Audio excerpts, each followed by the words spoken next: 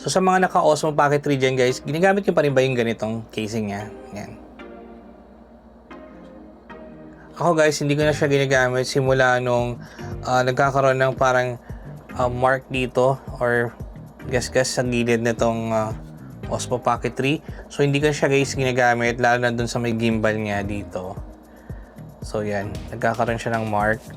So hindi ko ito ginagamit. Ang binili ko guys na lens cap cover niya is yung ganito. Ang brand nito is BRDRC. So yan siya guys.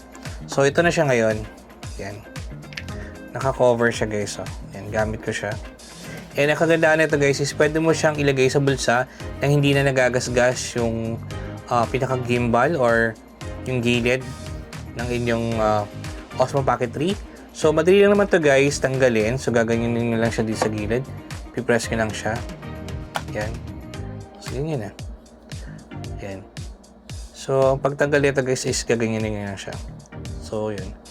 And the reason why kung bakit ako nagpalit guys nung casing gaya nga na sinabi ko kanina is nagagasgas yung dito sa gilid. Ayan. Kung nakikita nyo to guys, ito. Yan. Then siya nagagasgas. So ito kasi guys, yung bagong binili ko, wala siya oh. Yan. Then may foam siya rin dito. Yan. Tsaka protected din yung dito sa may gimbal niya. Yan. So hindi talaga siya guys yung gagasgas. Yan. And meron din siyang lalagyan ng lens cover dito. Yan. So yan, madali lang naman siya guys, and yan, covered na pati yung bottom niya sa baba. Madali lang naman siya ilagay. So ang gagawin niyo lang guys is ganito. Ilalapat niyo lang siya dito guys. Yan. Ilalapat niyo lang siyang ganyan.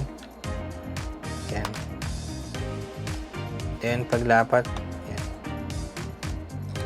Pag nakalagay na siya, yan, ganyan lang.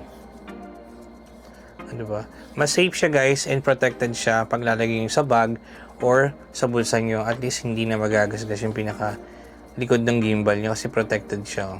Ayan, may cover na rin siya dito. Ayan.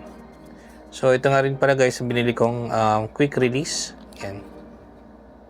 Para madali siyang makakabit agad yan. Ayan. So yun lang guys, and so far ito lang naman yung nabili kong accessories sa Osmo Pocket 3. And soon, baka may makita kong maganda ring accessories para dito, para at least magagamit ko rin naman to sa pang-araw-araw. And yun lang guys, and I hope like this video. And kung bago pa rin sa channel ko, napadaan sa channel ko, don't forget to click like, share, subscribe, click mo na yung bell para lagi update sa mga videos ko. Thank you for watching. See you in the next vlog. Bye!